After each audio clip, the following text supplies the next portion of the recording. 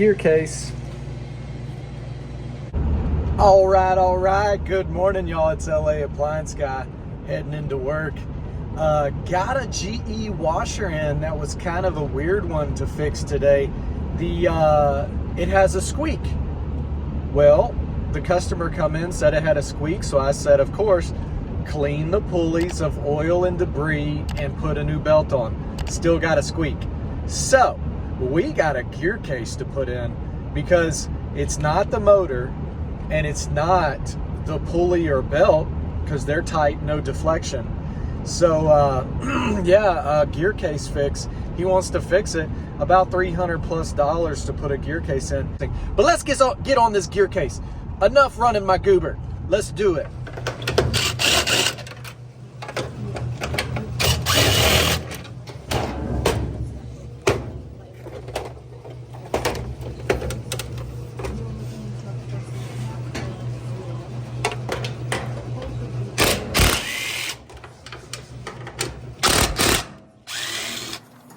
You know what we do, we pop the cap.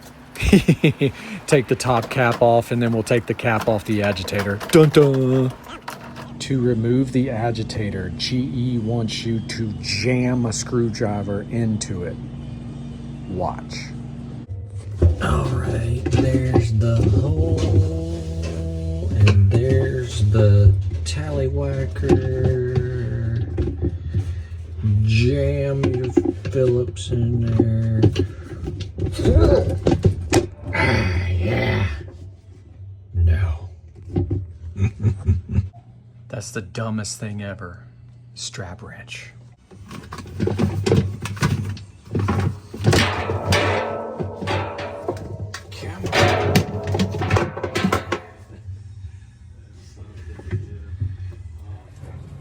The strap wrench usually gets it for me about 9 out of 10 times.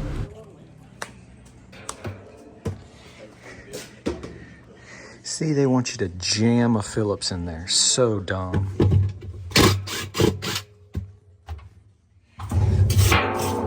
Alrighty, righty, loosey, lefty, tighty on this one.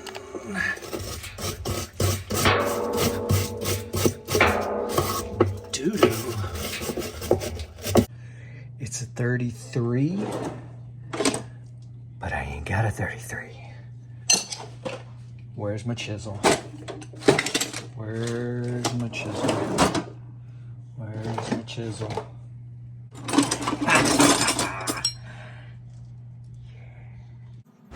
So I still have not gotten me a 33mm deep well impact socket.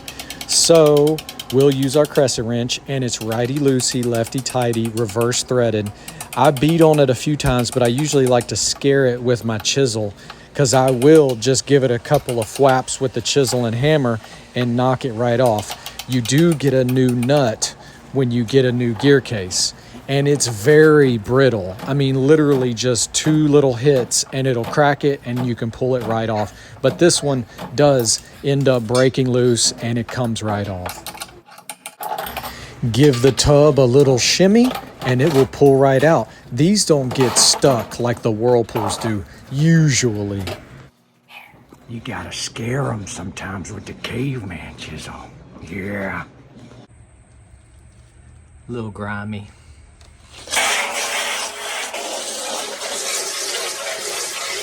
Happy brush time.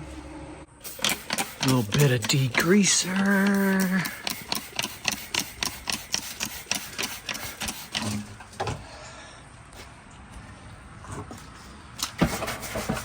Oh yeah, look at that, baby. Coming clean. Woo. I don't know what that means down in there.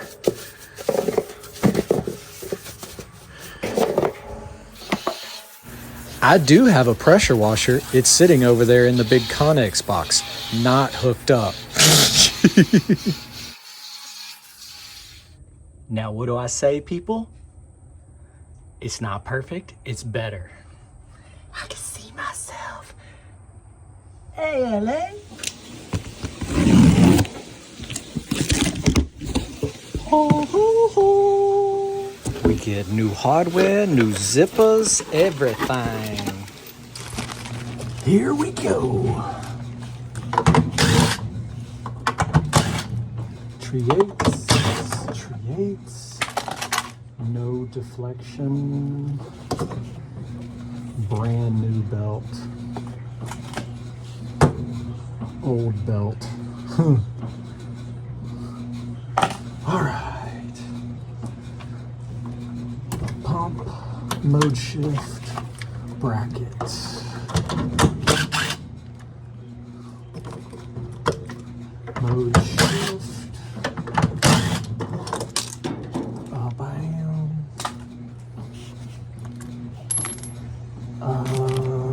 9/16. Bam. Woo.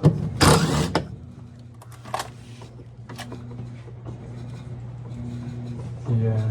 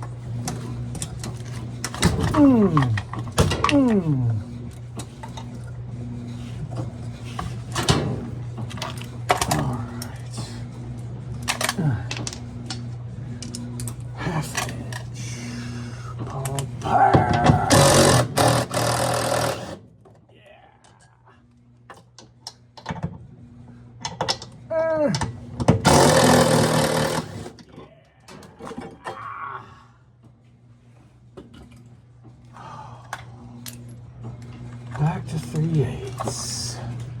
100,000. Now for the dozen or 8 3/8 bolts that hold the gear case to the bottom of the drum. They sure make sure to secure it. Not like the Whirlpools with just 4. These have 8.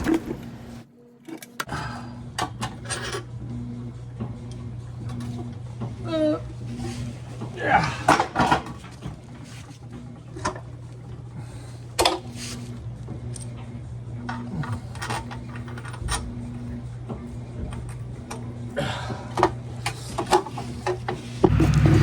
All right, so now there is a little tab sticking off the bottom of the drum right there. It helps align everything up. You can kind of see it right there in that indentation by the orange wires. Then just go through and put your 3/8 screws back in. I kind of go in a crisscross pattern to try and suck it up there evenly. Don't, strip out the drum. I don't know how tight they're supposed to be. I just always zip them up till they stop moving. Then we'll get started on all of our other components. Alrighty, we'll start with the motor, and you can see I tried to put it on upside down. It can only go one way, thank goodness. But yeah, use your 1/2-inch bolts to screw them 2 in, and then we'll get started on the rest of it. Just like the other screws, I don't know how tight these need to be. I just zip them till they stop moving. Then you'll put this little bracket up here. That's the bracket for the wires for the pump and for the mode shifter. And if you made it this far in the video, you rock. I appreciate it. Don't forget to hit the like and subscribe. Or if you know somebody who's working on a GE, share it with them. It might help. Luckily, GE sends you with these new wire straps to help strap and secure the wires. They used to not. And you kind of just had to fend for yourself to secure this harness. But thank you, GE. This definitely helps. Alrighty, we plugged our pump in right there, and we're going to get started on the splutch, or whatever you would like to call it, but it's a little slider that goes up and down. Spring goes on first, then the slider puck, then you put your forks on the slider there of that mode shift. 2 3/8 there and plug it in. Then your pulley. You do get a new nut if you want to use it. You could use the old one if you'd like, but since we got a new one and it's sitting right here, it's a 9/16. So zip that baby up till it stops moving, and then we'll go ahead and grab our belt. This is a new belt, remember they already changed, so there's no deflection there, and the pulleys are clean. Want to make sure they're clean. Then your 3 3/8 bolts holding your little sheathing, your little cover here, and we're almost done.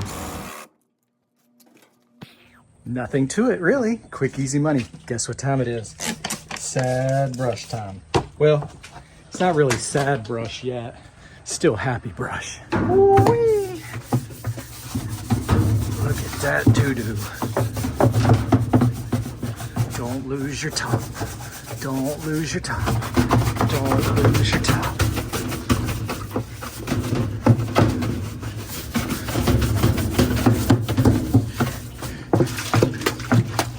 Delicious soup. Woo! Yeah, hang with me, top. Hang with me. All right. All right. Drum, spanner nut, lefty tighty, righty loosey, then agitator and top, and bam. Alrighty, all that doo-doo and soup will wash out on the first wash. Grab your wash basket, drop it onto the splines, and you get a new washer. You want to put the green dot up, and you also get a new nut. You can use it, and remember, it's reverse threaded, righty loosey, lefty tighty, and I don't know how tight these are supposed to be. I just hit it till it stops moving. They're pretty brittle, so you don't really want to give it too much, but once we get that thing tightened up, we'll grab our top and put our top cap on, and then our agitator. And you'll see in a second, you do not want to use an impact on the screw for the agitator. You will break it off in the new transmission. Then you'll be having fun trying to drill and tap it out of there and a new bolt in. Agitator time. Oh yeah, I forgot to mention GTW460ASJ6WW.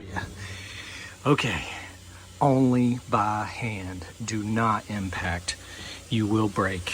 By hand. No zip zip. Zip zip zip. You can use an 11mm or a 7/16, but you screw it down in there until it stops and make sure the agitator has no wiggle. Now, zip zip. Just lock it in. Easier to put on than it is to take off. Oh, kind of twisted you there. But she's on. Pow. Now unzip your bang bang. Judy chop. Judy chop. Make sure that that pressure tube has not pulling off of there. Fine thread go here. Fine thread go here.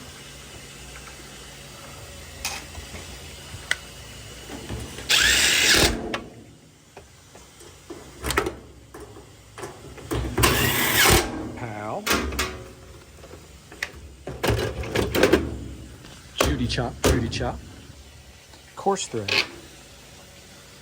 Coarse thread. Bam. And bam. All right. And that's how you put a gear case in a GE top load. Look at this. That's where our squeal was coming from.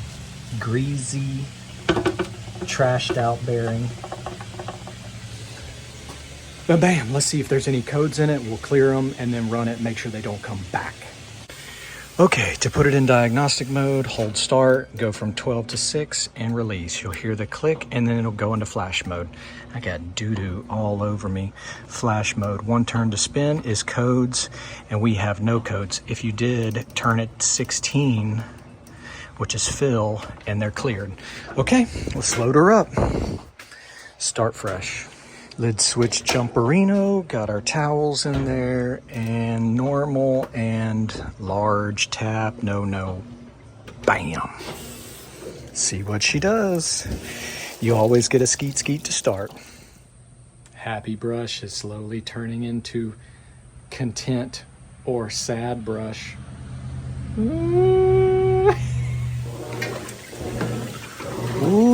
washing that soup water out. They do have a pretty good wash action, have to say. Not bad. Agitator dance, agitator dance. It's a good day. Oh yeah. Very good. No blinky blink, so we're good. And she is done. All right, let's see if we got any code. Start at 12, hit start, turn it from 12 to 6, release click and flash mode. 1 turn to spin, and we've got no codes. Bam, done. Ready to go back home.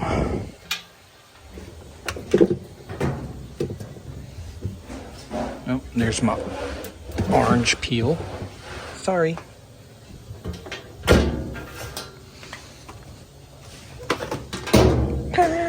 Friggin' wipe this thing down for him at least. Goodness. Make it look a little better. Yeah. There we go. Take care of this baby.